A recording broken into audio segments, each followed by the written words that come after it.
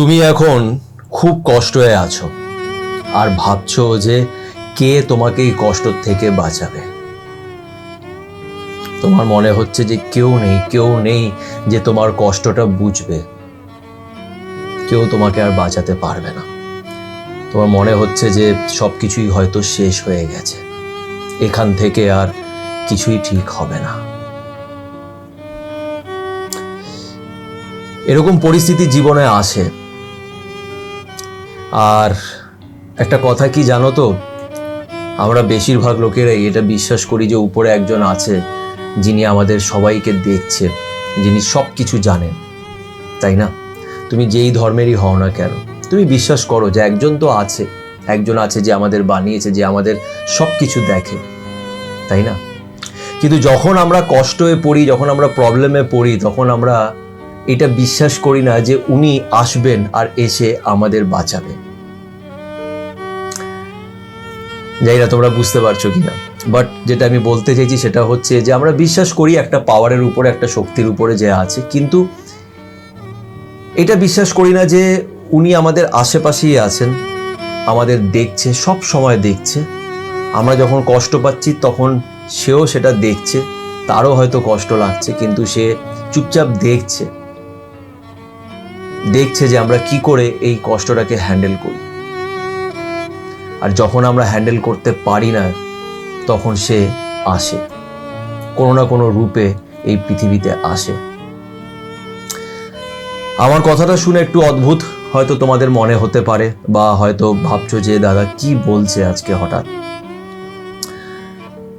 আজকে আমি নিজের লাইফের একটা গল্প তোমাদের সাথে আমি শেয়ার করব। গল্প ঠিক বলবো না, কিন্তু একটা ফেজ, একটা আমার লাইফের একটা সময়ের ব্যাপারে আমি বলবো, যে টাইমটা আমার খুব খারাপ গেছে।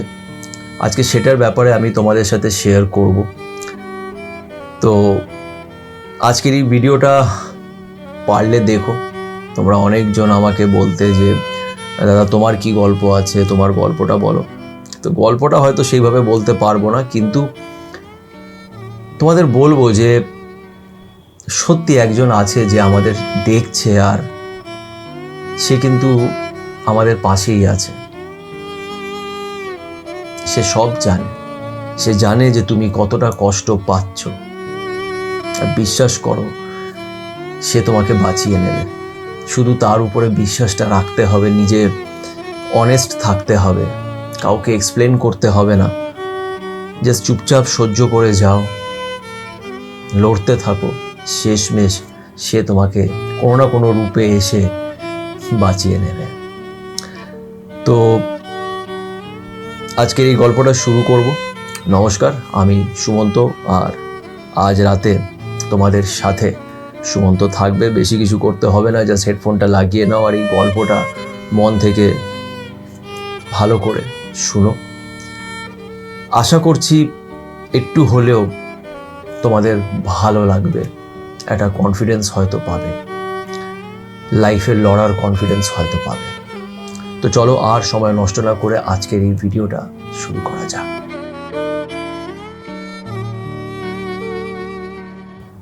2023 আমার জীবনের একটা এমন সময়, যেই সময়টা শুধু বলবো না যে খারাপ গেছে, ওই সময়টা এমন গেছে যখন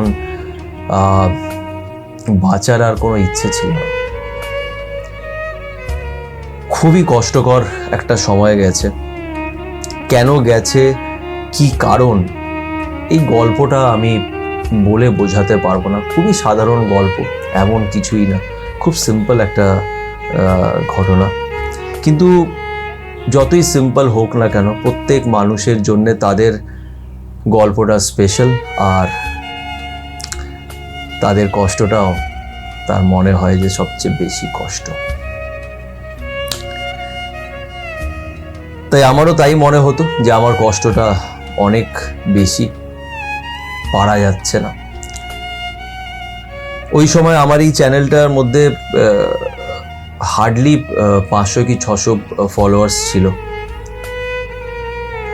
আর ইউটিউবে সাবস্ক্রাইবার একদম 300-400 মতন সাবস্ক্রাইবার ছিল। ভিডিওস বানাতাম, নিজের মনের কথা আমি শেয়ার করতাম, লোকেরা দেখতো, কিছু লোকেরা লাইক দিত, 3-4টে লাইক, হার্ডলি লোকেরা কমেন্টস করতো কিছু। কিন্তু আমি ভিডিও বানিয়ে যেতাম। আমি আগেও অনেকবার বলেছি যে আমি আমার এই চ্যানেলটা খুলেছি নিজের মনের কথা শেয়ার করার জন্য। কেন অনেক সময় কিছু কষ্ট এমন থাকে যেটা আমরা কাউকে বলে বোঝাতে পারি না।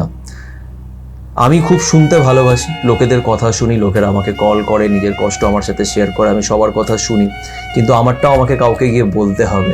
তাই আমি এই চ্যানেলটা বানিয়েছিলাম, আর এখানে আমি নিজের কষ্ট শেয়ার করতাম, নানান ভিডিওসের মাধ্যমে ভিডিওস বানিয়ে বানিয়ে আমি শেয়ার করতাম। তো 2023টা আমার খুব কষ্টকর গেছিল।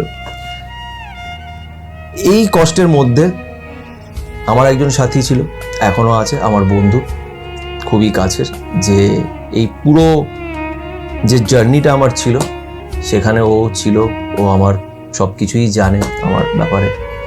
তো ও ছিল, ওকে আমি নিজের ব্যাপারে বলতাম, কিন্তু কত বলবে, সারা দিনটা যে তুমি কাটাচ্ছ, যে কষ্টটা হচ্ছে, তুমি কতটা শেয়ার করবে। যাই হোক, এর মধ্যে একদিন গত বছর যখন আমি আর পারছিলাম না, তখন একদিন আমি নিজের বন্ধুকে ফোন করলাম, আর ফোন করে ওকে বললাম যে চল কোথাও বাইরের থেকে ঘুরে আসি। তো আমরা আগে প্ল্যান করলাম যে আমরা দার্জিলিং যাব, পাহাড়ে যাব, কিন্তু টিকিটস অ্যাভেলেবেল ছিল না। দেন আমরা প্ল্যান করলাম যে ঠিক আছে, কোনো একটা অন্য কোনো জায়গায় যাওয়া যাক যেখানে পাহাড় আছে। তো আমরা ডিসাইড করলাম যে দারিংবাড়ি বলে একটা জায়গা আছে উড়িষ্যাতে, ওখানে যাওয়া যেতে পারে, বিকজ ওখানেও পাহাড় আছে। তো সেটা প্ল্যান হলো, কিন্তু ওটাও হয়ে উঠলো না। কেন কি, জাস্ট আমরা যেহেতু দুজন যাচ্ছিলাম, দুজন গেলে দারিংবাড়িটা অনেক এক্সপেন্সিভ হয়ে যায়, তাই দারিংবাড়িও যেতে পারলাম না। শেষমেশ আমার বন্ধু বললো কি চল সমুদ্র ঘুরে আসি, সমুদ্রই দেখে নিই। তো ডিসাইড করলাম যে পুরী যাব, পুরীতে যাব। তো সেটাই ডিসাইড হলো, আর পুরীর টিকিট পেয়ে গেলাম, পুরীতে চলে গেলাম। পুরীতে যাওয়ার জন্যে যেদিন রাত্রেবেলা আমি ট্রেনে উঠেছি, তার আগে অবধি আমি জগন্নাথের নাম, জগন্নাথ আমাদের হিন্দু ধর্মের একজন, যেটাকে কৃষ্ণর অবতার বলা হয় জগন্নাথ, তার ব্যাপারে আমি কিছু জানতামও না, খালি নাম শুনেছি। আমি অ্যাজ সাচ কোনো ভগবানের নাম কখনোই নিতাম না। কিন্তু জানি না পুরীতে ট্রেনে ওঠার পর কি হয়েছে, বারবার জগন্নাথের নাম, তার ছবি চোখের সামনে আসছিল, দেখছিলাম বারবার। একটা অদ্ভুত একটা ব্যাপার। যখন পুরীতে গেছি তখন সবচেয়ে আগে মাথায় এলো যে যত তাড়াতাড়ি হোক জগন্নাথ মন্দিরে যেতে হবে। জানি না এটা তোমরা বিশ্বাস করবে কি করবে না আমি জানি না, কিন্তু আমি নিজেও সেটাকে ঠিক শব্দে বোঝাতে পারবো না যে কেমন একটা ফিলিংস ছিল সেটা। কিন্তু আমার মনে হয় যে মানে একটা অদ্ভুত একটা ব্যাপার তো ছিল, যেটা আমি ফিল করি। এটা আমার মাথার খেলাও হতে পারে, বা আমি জানি না সত্যি কি মিথ্যে কি, কিন্তু একটা অদ্ভুত ফিলিং এসছিল। আর ওইখান থেকে জগন্নাথ মন্দিরে যাওয়া হয়। ওই যে জগন্নাথ মন্দিরে সেদিন গেছিলাম, দর্শন হয়েছিল জগন্নাথের। সেদিন আমি এটা বুঝে গেছি যে তোমার লাইফে যতই কষ্ট হোক না কেন,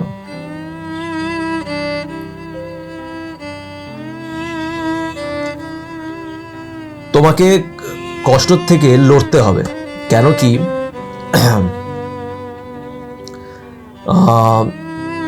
আমার মনে হয় যে ভগবান বলো বা তুমি যার উপরেই বিশ্বাস করো, সে সবসময় তোমার আশেপাশে আছে, সে তোমাকে দেখছে, আর সে তোমাকে হাত পা বুদ্ধি সব কিছুই দিয়েছে যাতে তুমি তোমার প্রবলেমস থেকে লড়তে পারো। সে তোমাকে টেস্ট করে, সে দেখে যে তুমি কতটা সহ্য করতে পারবে। কেন কি, এই কষ্ট তোমাকে অনেক কিছু শেখায় লাইফে।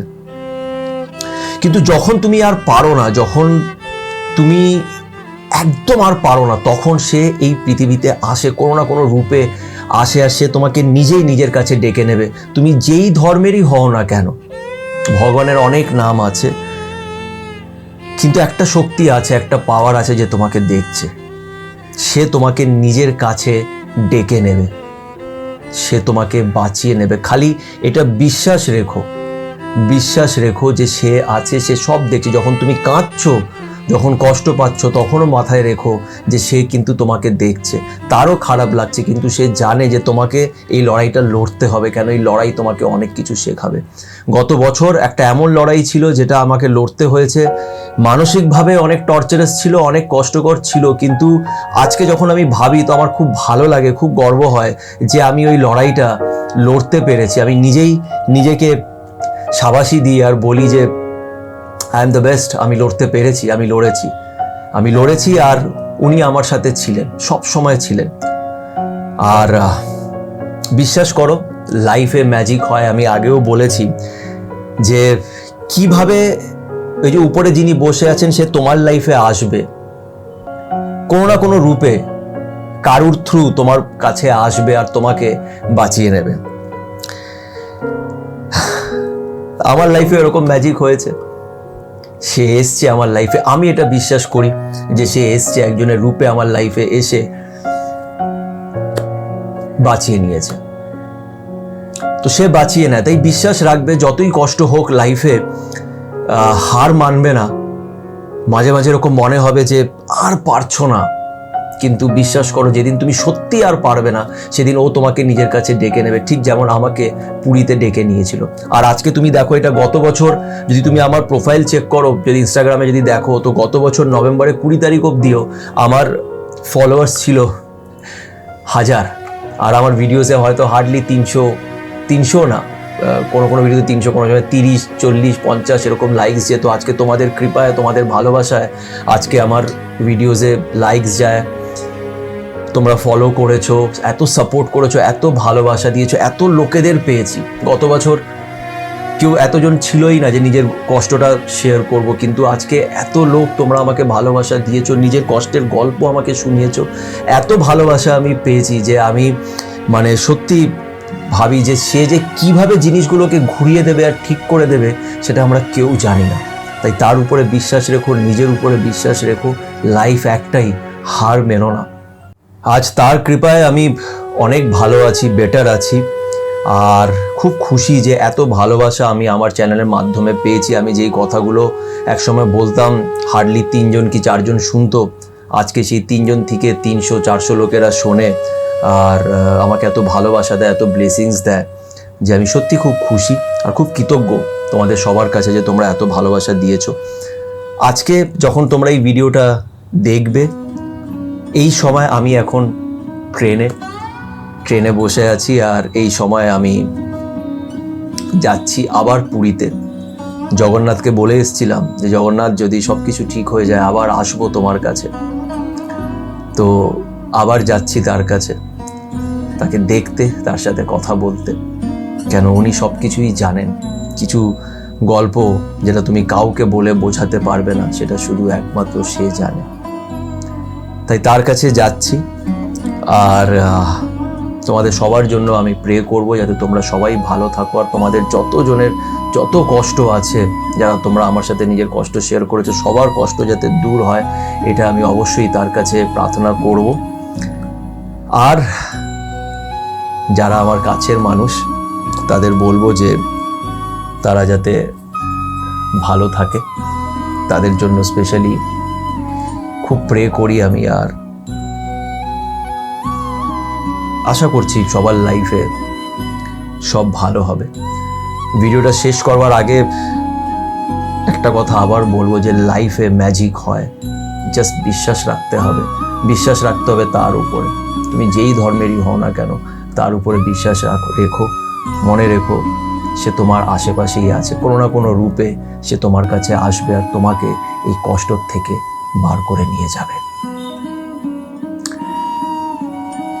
এইভাবেই আমাকে ভালোবাসা দিতে থেকো, আমার চ্যানেলটাকে সাবস্ক্রাইব করো, লাইকস করো আমার ভিডিওস শেয়ার করো, আর ভালো থেকো।